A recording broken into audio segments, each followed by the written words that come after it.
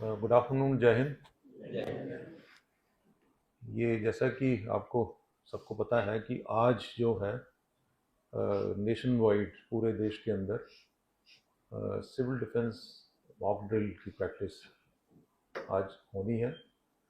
और बेसिकली जो purpose of mock drill है, बेसिकली जो पर्पस है मॉक ड्रिल का, वो ये है कि सो दैट कि each and every citizen of Bharatvarsh, Bharat का हर नागरिक ये जाने कि इन case of emergency, specially war type of emergency जो है, हम अपने को और अपनी प्रॉपर्टी को, अपने फैमिली को, अपने रिश्तेदारों को, अपने सोसाइटी को, अपने मोहल्ले को, अपने टाउन को, अपने स्टेट को, अपने कंट्री को कैसे बचाएंगे, हमारा क्या योगदान हो सकता है उसके अंदर एज एन इंडिविजुअल।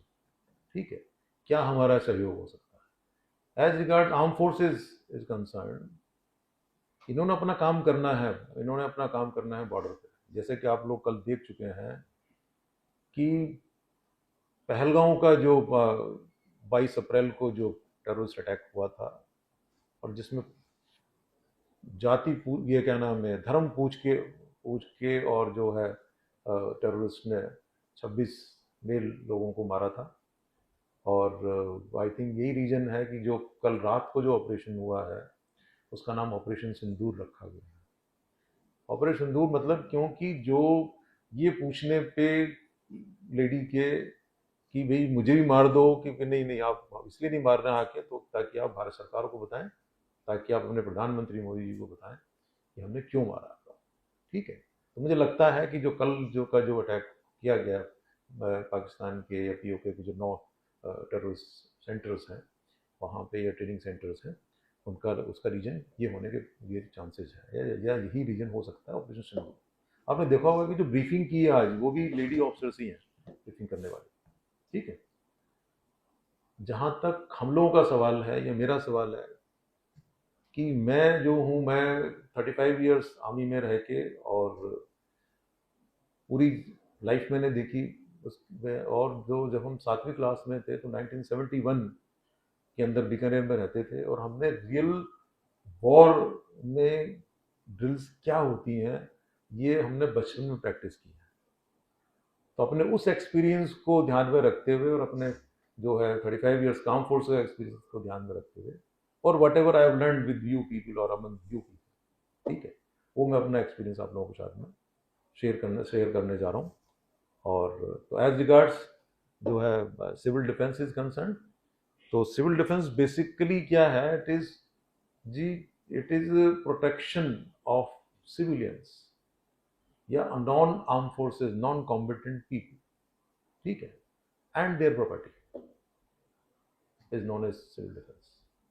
ठीक है, who is supposed to be doing the civil defense? The civil defense department is there, fire department is there, home guard department is there, armed forces, military is there, ठीक है, paramilitary forces are there, local police is there, all these organizations, ठीक है, disaster management department is there. ये सारे department जो है ये किसी ना किसी रूप में कहीं ना कभी ये इस टाइप की ट्रेनिंग कर रहे होते हैं। इवन हम लोग मेडिकल प्रोफेशन के अंदर हम लोग भी जो है डिजास्टर मैनेजमेंट की ट्रेनिंग करते हैं। बट ये जो वॉर टाइप ऑफ इमरजेंसी है, ठीक है, ये एक नेशनल लेवल के ऊपर है, बहुत बड़े लेवल के ऊपर है। इसमें हम ये नहीं कह सकते कि मैं why me, why should I, ये नहीं कह सकते आप। ठीक है, इसमें each and every one of us, each and every citizen of Bharatvarsh को इसमें पार्टिसिपेशन इज ए मस्ट। जो पहली स्लाइड है इसमें यही बताने की कोशिश की गई है कि जो 22 अप्रैल को जो पहलगाम में टेरर अटैक हुआ था, और उससे जो सिचुएशन कंडीशन क्रिएट हुई है भारत के अंदर या पूरी दुनिया के अंदर, जो कंडीशन पॉलिटिकल कह दो, ये सिचुएशन क्रिएट हुई है, और उसमें because of the rising security concern at border and with in the country, ठीक है, सब चीज़ों को ध्यान में रखते हुए जो है मिनिस्ट्री ऑफ होम अफेयर्स ने कल ये डिक्लेरेशन किया था कि 244 डिस्ट्रिक्ट्स हैं जो इन्होंने ईयर मार्क किए हैं, जबकि 735 जिले हैं भारतवर्ष के अंदर। उसमें से 244 को ये मार्क किया गया है कि भाई मॉक ड्रिल जो है इनमें तो करनी ही करनी है। ठीक है, अब हम देखते हैं कि ये 244 डिस्ट्रिक्ट क्यों।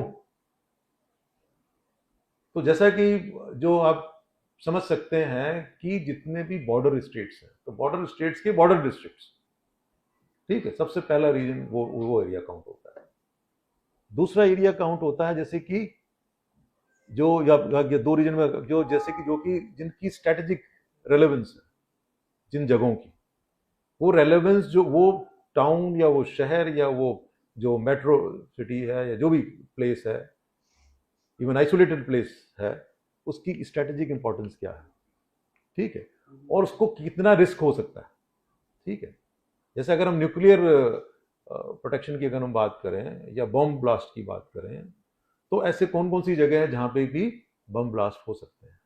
सबसे पहला रीजन है जो है, आपको कह सकता है कि सबसे पहले कौन सी आपके दिमाग में कौन सी ऐसी जगह आती है कि जहां पे जो है most important place in Bharat, India, ऐसा कौन सा जगह है जहां पे कि capital NCR, national capital region basically, ठीक है, रीजन नहीं कि पॉलिटिकल कैपिटल ऑफ भारत है।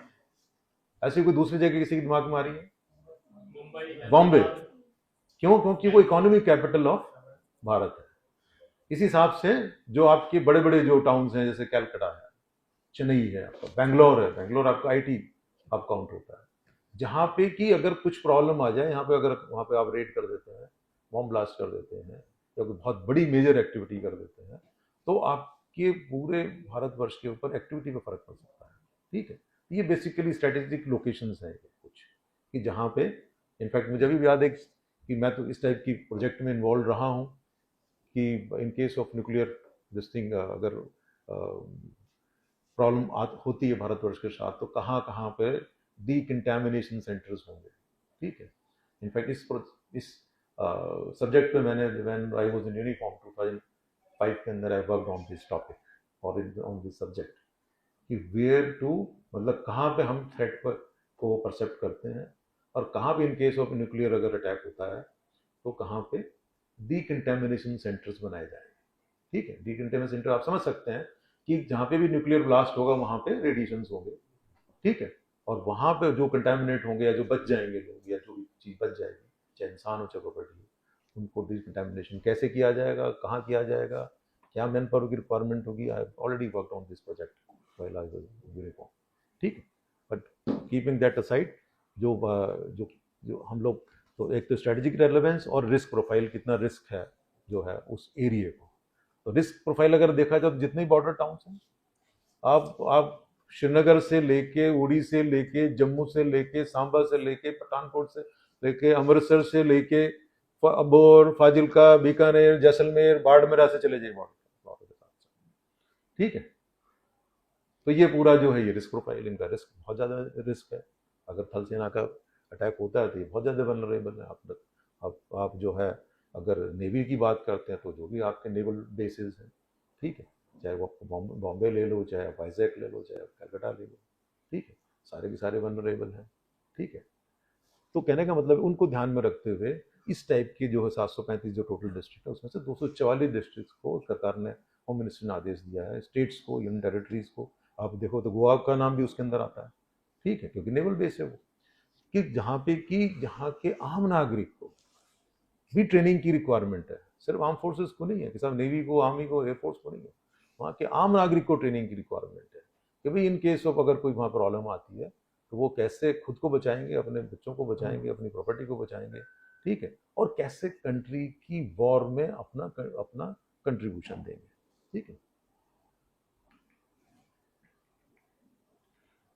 व्हाट इज सिविल डिफेंस, जैसे मैंने अभी आपको बताया था पहले भी, कि it is basically an effort to protect the citizens of a state and their property, ठीक है। तो क्या क्या है इसमें, किस किस चीज से सिविल डिफेंस की रिक्वायरमेंट होती है, कि अगर मैन मेड, ह्यूमन मेड या मैन मेड इमरजेंसीज और द नेचुरल डिजास्टर्स, उस समय पे हमें आपको जो है सिविल डिफेंस की रिक्वायरमेंट होती है, सिविल डिफेंस की ट्रेनिंग की रिक्वायरमेंट होती है या ट्रेंड लोगों की सहायता की रिक्वायरमेंट होती है। इसमें स्लाइड में आप देख सकते हैं कि जो मैन मेड है या ह्यूमन मेड है, उसमें war emergency, terrorist attack, major fire अगर कहीं ब्रेक आउट होता है, या आपकी जो ऑयल रिफाइनरीज वगैरह हैं इसमें अगर कभी मेजर कुछ होता है, ठीक है, या नेचुरल का आप देखो, अर्थक्वेक हम लोग देख चुके हैं, सुनामी हम लोग देख चुके हैं। इस समय पे जो है ऐसे समूह पे हमें रिक्वायरमेंट होती है। As regard role of civil defence organisation, इस ऑर्गेनाइजेशन का क्या रोल है सिविल डिफेंस ऑर्गेनाइजेशन का? तो जो जहां तक बात कहते हैं कि गार्डिंग ऑफ हिंटरलैंड, मतलब जितने भी आपके स्ट्रेटेजिकली इंपॉर्टेंट एरियाज हैं, टाउन्स हैं, सिटीज हैं, ठीक है, इंडस्ट्रीज हैं, उनके साथ, उनके पीछे या आसपास का जो एरिया होता है जो कि लेस लुक्ड आफ्टर एरिया है, ठीक है, तो उस टाइप का, या जहां से आपके रिसोर्सेज मिल रहे हैं आपको, जहां से आपको मैन पावर सपोर्ट मिल रही है, जहां से आपको मटेरियल सपोर्ट मिल रही है ना, उस टाइप के एरिया के, हिंटरलैंड के एरिया को गार्ड करना जो है वो सिविल डिफेंस का के अंदर आता है। दूसरा, सपोर्टिंग द आर्म फोर्सेस, कि भाई आर्म फोर्सेज जो बॉर्डर पर लड़ रही हैं या लड़ेंगी, उनको कैसे हम सपोर्ट कर सकते हैं एज सिविलियन, क्या क्या सपोर्ट कर सकते हैं। अरे भाई मूवमेंट ऑफ ट्रूप्स होगा तो आप जो है, जैसे रेलवे ट्रैक्स हैं, बस ट्रैक्स हैं, ठीक है, हाईवेज हैं, उसका प्रोटेक्शन कौन करेगा? उसका प्रोटेक्शन करने के लिए जो है, in addition to police, each and every citizen की रिस्पॉन्सिबिलिटी है इन इस टाइप की वॉर टाइप की इमरजेंसी के अंदर पुलों की रक्षा की जाए, रेलवे ट्रैक को देखा जाएगा, यार कोई ऐसा तो नहीं उखाड़ रहा है उसको, कोई इंटरनल प्रॉब्लम होने के चांसेस, अभी तो कुछ घटनाएं हुई हैं, कानपुर के अंदर घटना हुई थी कि रेलवे ट्रैक के ऊपर गैस का सिलेंडर रख दिया गया, तो इस टाइप के एलिमेंट से भी बच के रहना है।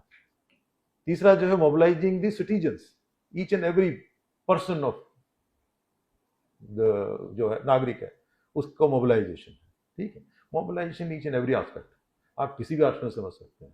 आपको मोरल बूस्टिंग के लिए है, कैजुअलिटी इवैक्यूएशन के लिए है, जो मैंने ऐसे भी बताया कि प्रोटेक्शन ऑफ इंपॉर्टेंट एस्टैब्लिश्ड के पॉइंट ऑफ व्यू से है, ठीक है। इन केस ऑफ आपको शिफ्टिंग करनी पड़ जाती है, इवैक्यूएशन करना पड़ जाता है, ठीक है, किसी बड़े ऑर्गेनाइजेशन को, कि भाई इसको, तो उस सिचुएशन के अंदर कौन काम करेगा? जो है, जो हमारे जो सिटीजन्स हैं, नागरिक हैं, वही काम करेंगे। एंड हेल्पिंग सिविल एडमिनिस्ट्रेशन, जो सिविल एडमिनिस्ट्रेशन है, ठीक है, उसको जो है हेल्प करना, तो सिविल एडमिनिस्ट्रेशन सब कुछ थोड़ा कर लेगा, ठीक है, गिने चुने डिपार्टमेंट से गिने चुने लोग हैं उसके अंदर, तो हमें कंधे से कंधा खड़ा होकर के काम, जैसा कि कोविड के टाइम पे देखा था, कोविड में ऑल्सो है, बेसिकली वो तो वर्ल्ड वाइड जो है इमरजेंसी थी, ठीक है, उस समय पे सबने साथ दिया, पुलिस वालों ने भी दिया, सबने काम किया उस समय के अंदर। तो सिमिलर टाइप ऑफ सिचुएशन जो है वार के अंदर जो है, each and everybody is expected to contribute their whatever bit they can do it. अब who will participate in this civil defence drill? Participate कौन करेगा? जैसे मैंने बताया कि ईच एंड एवरी नागरिक, ठीक है, तो इसमें कौन कौन लोग हैं?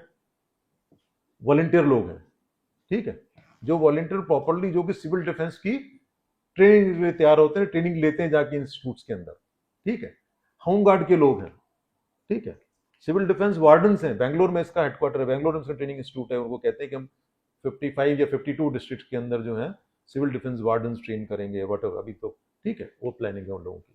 एनसीसी के बच्चे हैं, एनएसएस के बच्चे हैं, स्टूडेंट्स फॉर, है ना, community outreach support, basically community को क्या सपोर्ट चाहिए उस समय पर, ठीक है, बीमारों को कैसे इवैक्यूएट करना, कैसे अगर कहीं खाना नहीं, खाना प्रोवाइड करना है, कैसे अगर, ठीक है, तो वो टाइप की चीजें हैं। Paramilitary forces and police force, ठीक है, फॉर एनफोर्समेंट एंड सिमुलेशन, जो भी फोर्सेज हैं, पैरामिलिट्री हैं, जो भी हैं, इनको जो है, इनका भी रोल जो है इसके अंदर आता है। ये ट्रेनिंग भी करेंगे, साथ साथ में मॉनिटरिंग भी करेंगे, ठीक है, और साथ साथ में इन जो रिपोर्ट सपोर्ट भी देंगे इनको। फॉर एग्जाम्पल, जैसे आपके मेट्रो है, दिल्ली मेट्रो है या बेंगलोर मेट्रो जो है ना, तो मेट्रो में कौन सपोर्ट दे? पैरामिलिट्री वाले सपोर्ट कर रहे हैं, तो इनको और अटेंटिव होना पड़ेगा उस समय पे, सो दैट की things are running smoothly, country smoothly चलती रहे। And after drill each and every state, union territory जो है, एक सेंट्रल गवर्नमेंट को एक्शन टेकन रिपोर्ट जो है, इसी जो आज का दिन बताया गया ट्रेनिंग का, मॉक ड्रिल का, उस पर ये they are suppose to be submitting the report, state government and the union territory report to the ministry of home affairs. तो ट्रेनिंग इन सिविल डिफेंस जो है, ये कितने लेवल पे है? लोकल लेवल पे जो ट्रेनिंग है, टाउन के लेवल पे ट्रेनिंग है, ठीक है, स्टेट लेवल पे है, नेशनल लेवल के ऊपर। ये जो आज की जो वो हो रही है, बेसिकली ये नेशनल लेवल पे ट्रेनिंग है, मगर ये नेशनल लेवल तभी पूरी होगी ना जब स्टेट लेवल पे, लोकल लेवल पे हो रही होगी, ठीक है। आज मैं आप लोगों को यहाँ लेके बैठा हुआ हूं, मैं उसी का एक पार्ट है ये, कि मैं ये चाह रहा हूं कि जो व्हाटएवर आई नो, ठीक है, मेरा जो स्टाफ है, मेरे जो 400-500 आदमियों का स्टाफ है, और उसमें से जो लीडर्स हैं मेरे, ठीक है, they must know in case of requirement wherever they are staying, they may be of help to the society and in जो है in turn the country.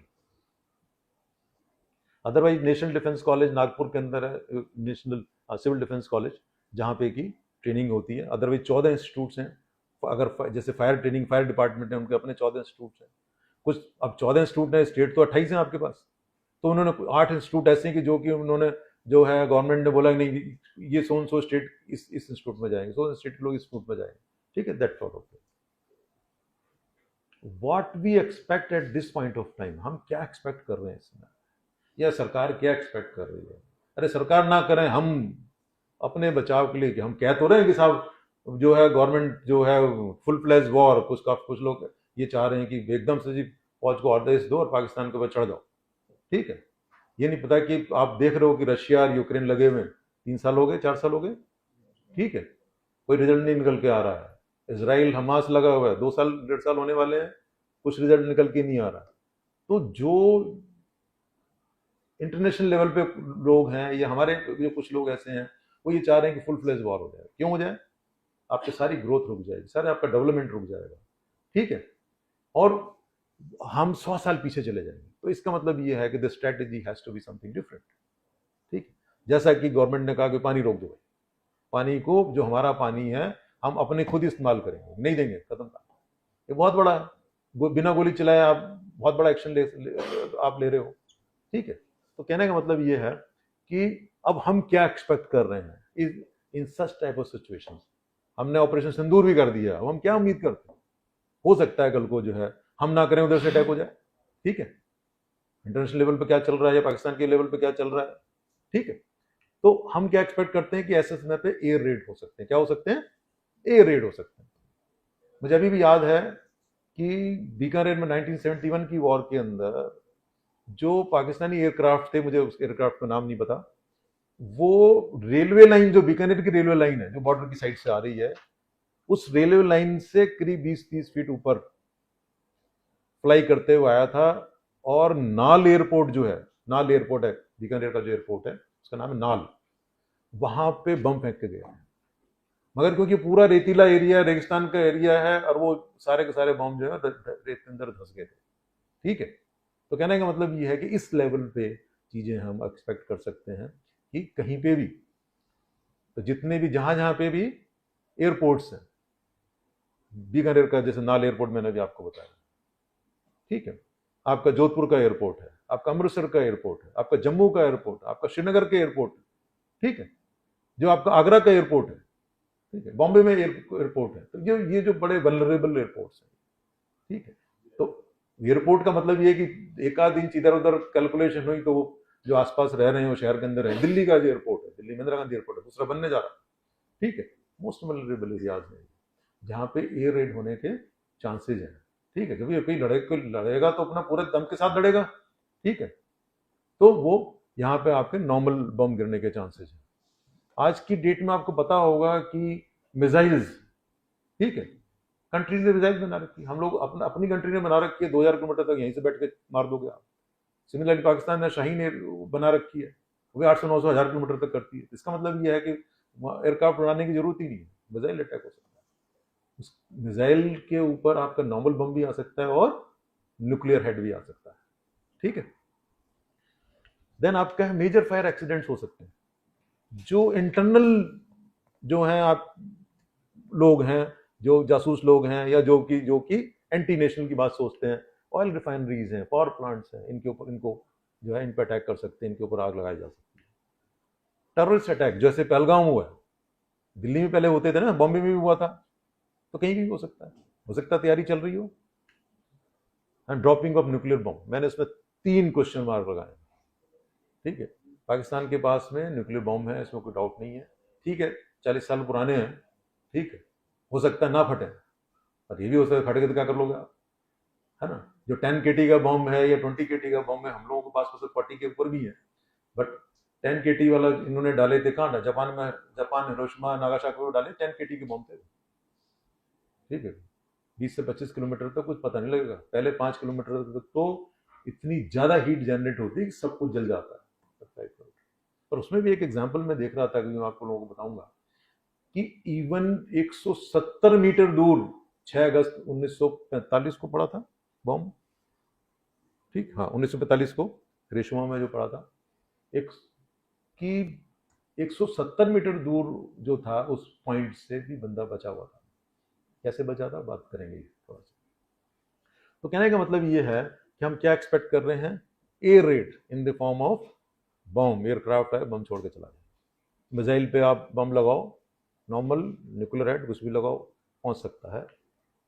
Internal जो है बड़ी बड़ी रिफाइनरीज हैं, आग लगाई जा लग सकती है, टेररिस्ट अटैक हो सकते हैं, and dropping of nuclear bomb हो सकता है। ये चीज़ें जो हैं हम एक्सपेक्ट करते हैं कि ये वॉर के अंदर की जो है इमरजेंसी के अंदर ये चीज़ें हो सकती हैं, ठीक है। अब वाटर सिविल डिफेंस ड्रिल्स, ये ड्रिल्स क्या है सिविल डिफेंस की, हमने ये तो देख लिया कि क्या क्या हो सकता है, ठीक है। तो ड्रिल क्या है कि जो चीजें हमने एक्सपेक्ट की उन्हीं चीजों से बचने के लिए तो हमें ड्रिल करनी पड़ेंगी ना। द फर्स्ट ड्रिल इज, जैसे कि अब क्या होगा, जैसे आज बात कह रहे हैं कि शाम को 7 बजे जो है वो ब्लैकआउट की प्रैक्टिस होगी। आज बात चल रही थी अभी जो है मीडिया वाले से, और तो उसमें के लिए पहले क्या करते हैं कि सायरन होता है, एयर रेड सायरन बजते हैं। क्या बजते हैं?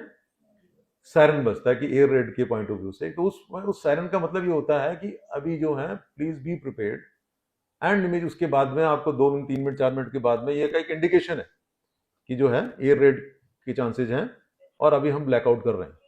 ब्लैकआउट सेंट्रल लेवल पे ब्लैकआउट होता है, बट आज के ज़माने के अंदर सारी बड़ी बड़ी मल्टी स्टोरी बिल्डिंग में जनरेटर्स लगे हुए, लाइट जाती है ऑटोमेटिकली ऑन हो जाता है, लोगों ने इन्वर्टर्स लगा रखे हैं।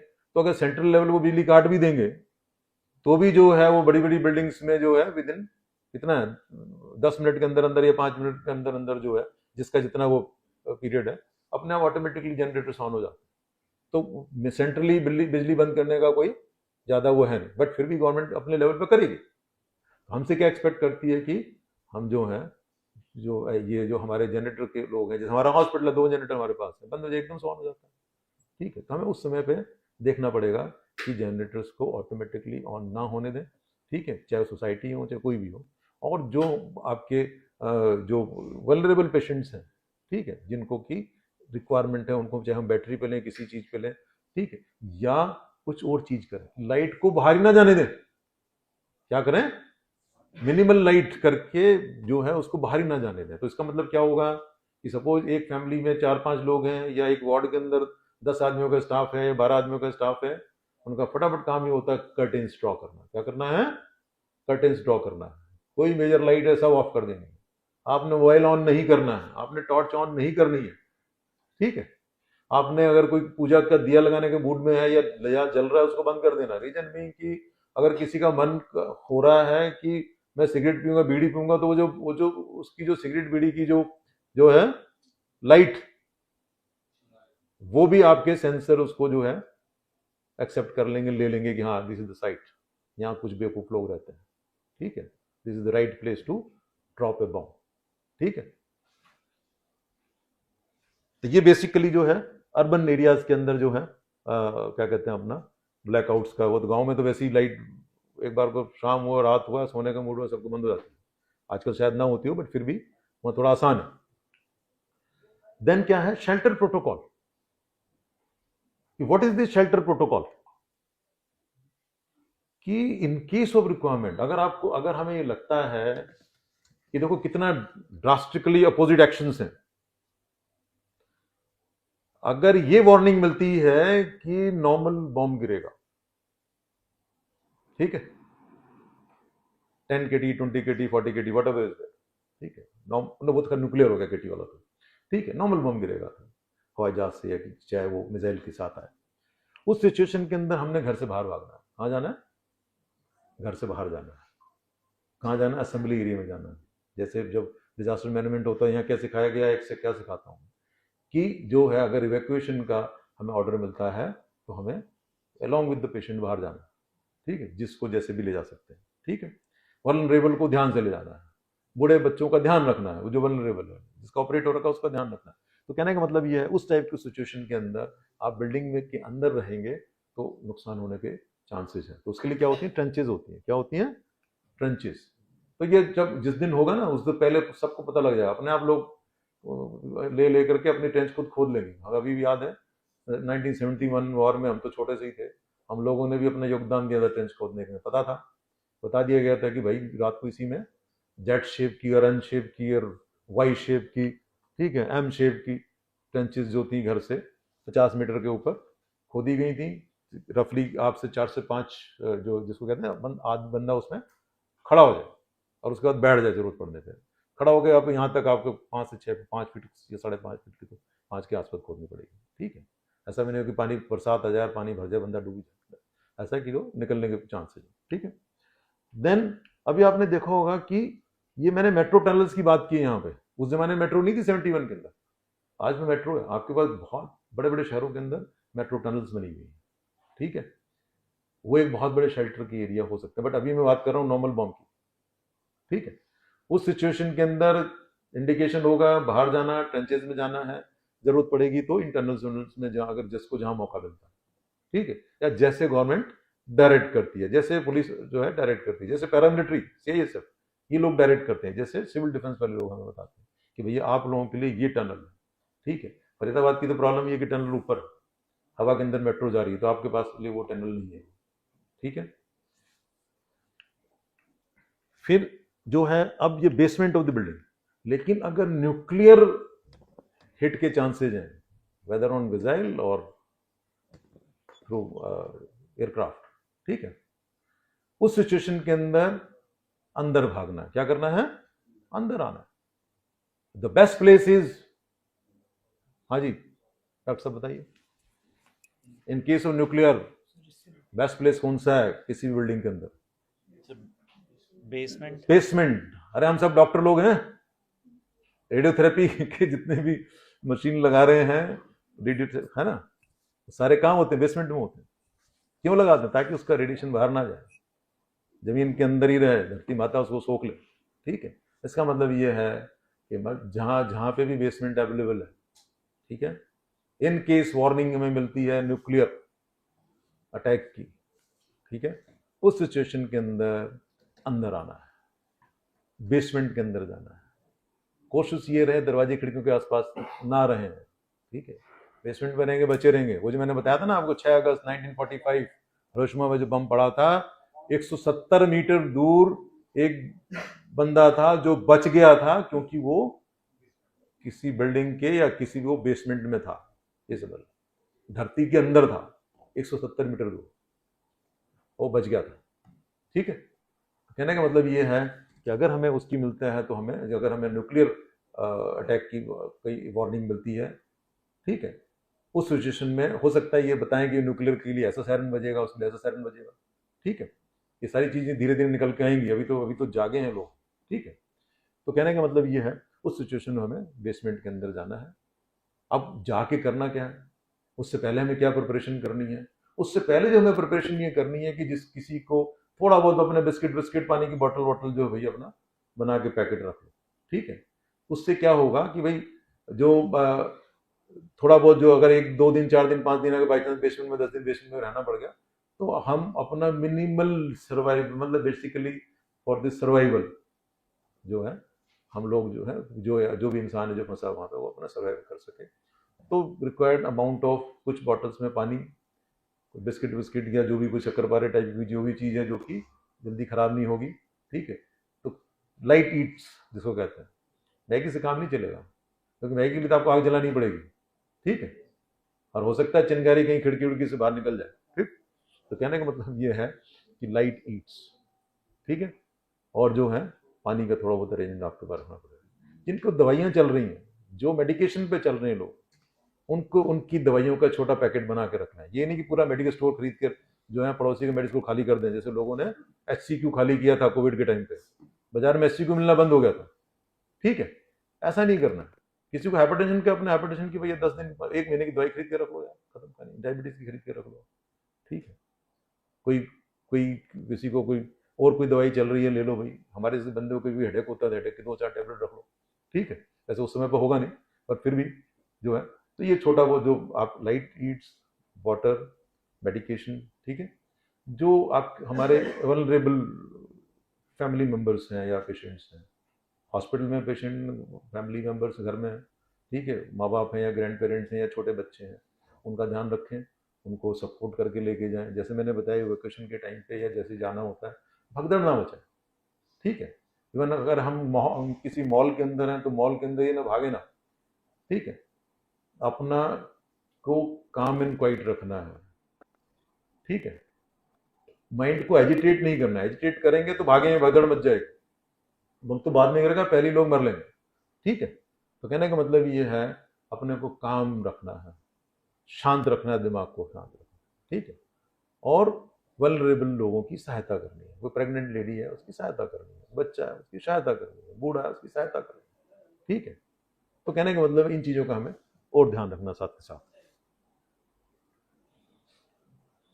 फिर दूसरा इसमें एक चीज और बोली है कि न्यूक्लियर के अंदर जो है, जो पहले 10 मिनट है, क्या है, फर्स्ट 10 मिनट्स, वैसे तो इतना टाइम देगा नहीं, बट पहले 10 मिनट जो होते हैं वो आपको कहीं बाहर घूम रहे हैं, बिल्कुल अंदर आ जाओ, कहने का मतलब ये विद इन पहले 10 मिनट के अंदर आगे अंदर बेसमेंट में पहुंच गए, बिल्डिंग के अंदर पहुंच गए, घर के अंदर पहुंच गए, तो कुछ तो बचोगे, ठीक है।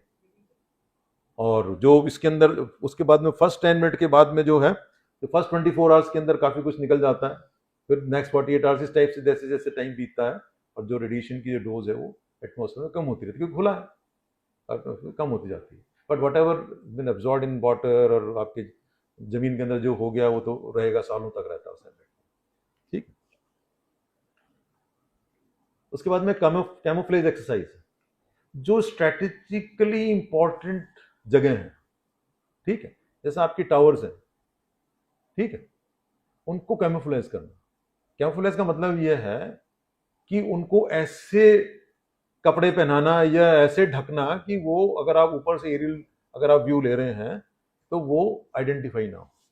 आपने देखा होगा कि जो वॉर के अंदर जब फौज जाती है तो वो हेलमेट होता है, उसमें वो जो है ना चितकबरे जो है क्या कहते हैं अपने कैमोफ्लेज ड्रेस में नहीं जाती है, हेलमेट हेलमेट होता है ताकि, और जिस टाइप के एरिया में रहते हैं उस टाइप के एरिया का कलर का कपड़ा चुना जाता है। सिमिलरली बड़े बड़े इंस्टॉलेशन है, बड़ी बड़ी बिल्डिंग्स हैं, ठीक है, स्पेशली कम्युनिकेशन टावर्स, ठीक है, स्पेशली आपके जो पावर जनरेशन प्लांट्स हैं, अब कैसे करते होंगे वो उनको पता है कि कैसे करना है कैसे नहीं करना है, ठीक है। और तो ये चीज़ें जो है तो स्ट्रेटेजिकली एसेट जो है पावर प्लांट्स, टेलीकॉम टावर्स वगैरह, इनको जो है टेम्परेरीली जो है कैमोफ्लाइज करना है, ठीक है, ताकि एरियल अगर कोई फोटोग्राफी हो रही है या किसी को वो हो रहा है, एरियल व्यू जो है उसका ऑब्स्ट्रक्ट हो जाए, ठीक है। इस ये बहुत बड़ी एक्सरसाइज है, बड़े लेवल पे जो है एक्सरसाइज करने की है, और जो पीपल इन पावर है उनकी रिस्पॉन्सिबिलिटी है, people responsible for all those things, है ना, वो, ठीक है। देन इवैक्यूएशन ड्रिल कि जो मॉक जो है इवैक्यूएशन ड्रिल जो है, ये बड़े लेवल से छोटे लेवल की बात हो रही है कि गवर्नमेंट ये डिसाइड करती है कि इस ऑर्गेनाइजेशन को यहाँ से शिफ्ट करना, क्योंकि मोस्ट वल्नरेबल एरिया है, ये स्ट्रेटेजिकली लोकेटेड है, तो लेस स्ट्रेटेजिकली लोकेटेड एरिया में कर दो, तो वो इवैक्यूएशन की प्रैक्टिस की जाती है, ठीक है। जैसे हम लोग पेशेंट की इवैक्यूएशन की बात करते हैं, वहां पे पूरे ऑर्गेनाइजेशन की इवैक्यूएशन की बात हो रही है, ठीक है।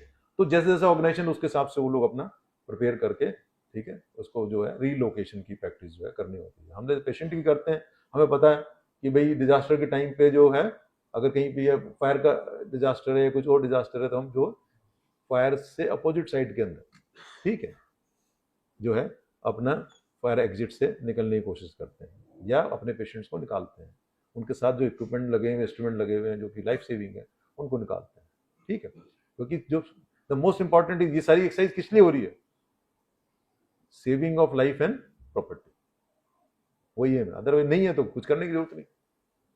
Then a public training sessions, जो पब्लिक ट्रेनिंग सेशंस कहाँ कहाँ पे हो सकते हैं, स्कूलों में हो सकते हैं, कॉलेजों में हो सकते हैं, हॉस्पिटल्स में हो सकते हैं, बड़ी बड़ी फैक्ट्रीज में होते हैं, ऑर्गेनाइजेशन में हो सकते हैं, ऑफिस में हो सकते हैं, मॉल्स में हो सकते हैं, ठीक है, वेयर ह्यूमन बीइंग एग्जिस्ट वहां हो सकते हैं, ठीक है।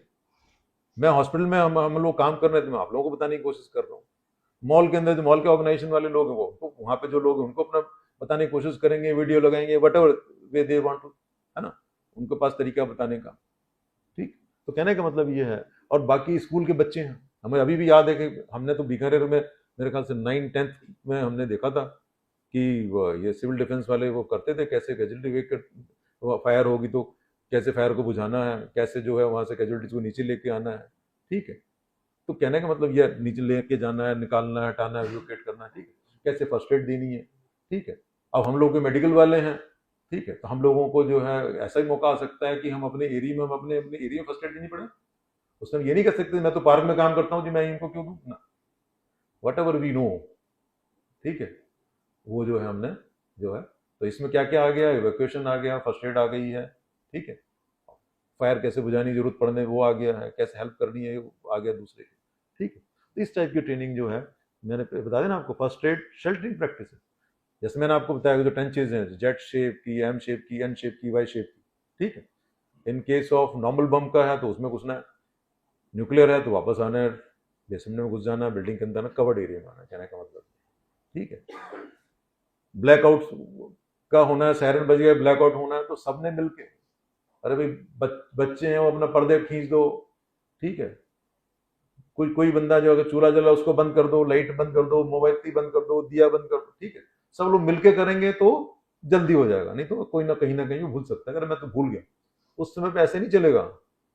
आई थॉट, मैंने सोचा कि मम्मा करेगी या डैडी करेंगे, है ना, या डैडी ने सोचा कि मैंने सोचा कि बेटा करेगा या बेटी करेगी, उसमें सोचना ही नहीं है, अपना डिवाइड कर लो भाई, मैं पर्दे लगाऊंगा, मैं ये करूंगा, मैं ये करूंगी, ये करूंगा, ठीक है, like this distribute responsibility among yourself. What I want to convey is this thing कि अपने घर के अंदर, अपने ऑर्गेनाइजेशन के अंदर रिस्पॉन्सिबिलिटी जो है डिस्ट्रीब्यूट कर लें, किसको क्या करना है, ठीक है। जैसे हम लोग हॉस्पिटल के अंदर हैं, ऐसी सिचुएशन आती है तो हमें पता होना चाहिए कि जैसे हमारे हाउसकीपिंग डीडीए हैं, फटाफट पर्दे शर्दे लगाओ, जो भी whatever way you want to abstract the light, ठीक है, जनरेटर नहीं ऑन होने देना, ठीक है। हमने मिनिमल जो है पर्दे क्यों लगाने, उसका रीजन ये है ताकि मेरा पेशेंट भी ना मरे। कितने पेशेंट होंगे ऐसे, 4-5 बस, उनको किसी छोटे कमरे में कर सकता हूँ, उनको बेसमेंट में शिफ्ट कर सकता हूँ, कर सकते हैं ना सर? हाँ सर, शिफ्ट कर सकते हैं ना, अगर मेरे पास 5 वेंटिलेटर पे है तो मैं ICU में को चलाऊंगा, बेसमेंट में शिफ्ट कर दूंगा पेशेंट्स को अपने, वहां पे वेंटिलेटर लगा दूंगा, ऑक्सीजन तो वहां भी आ रही है, ठीक है, अमू बैग में कर दूंगा, रात निकालनी है दिन में फिर ऊपर कर लूंगा। कहने का मतलब ये है, इन वॉट एवर वे जो है वी आर सपोज, और whatever we are suppose to be doing to save life and property, ठीक है, वो हमें अपने अपने लेवल पे करना है। ये लास्ट स्लाइड है, और बता दिया मैंने कहाँ कहाँ पे ट्रेनिंग का, मैंने पहले ही बता दिया है। द मोस्ट इंपॉर्टेंट थिंग, जो मैसेज आपने यहाँ से लेके जाना है या अपने परिवार में, अपने मोहल्ले में सब जगह बताना है, वो मैसेज क्या है? ये 4 पॉइंट है। पहला है काम रिस्पॉन्स बिहेवियर, अपने को शांत रखना है, ठीक है, कि भाई ठीक है देखी जाएगी, शांत रहो, एजिटेट मत हो, अपना ब्लड प्रेशर मत बढ़ाओ, अपना शुगर मत बढ़ाओ, ठीक है, नहीं तो टैकीकार्डिया होगा, फिर जो है फिर वो जी प्रोपेनोलोल ढूंढो उनके लिए, ये करो वो, है ना, एंग्जाइटी की दवाई ढूंढो ना, पहले से रख लो, ठीक।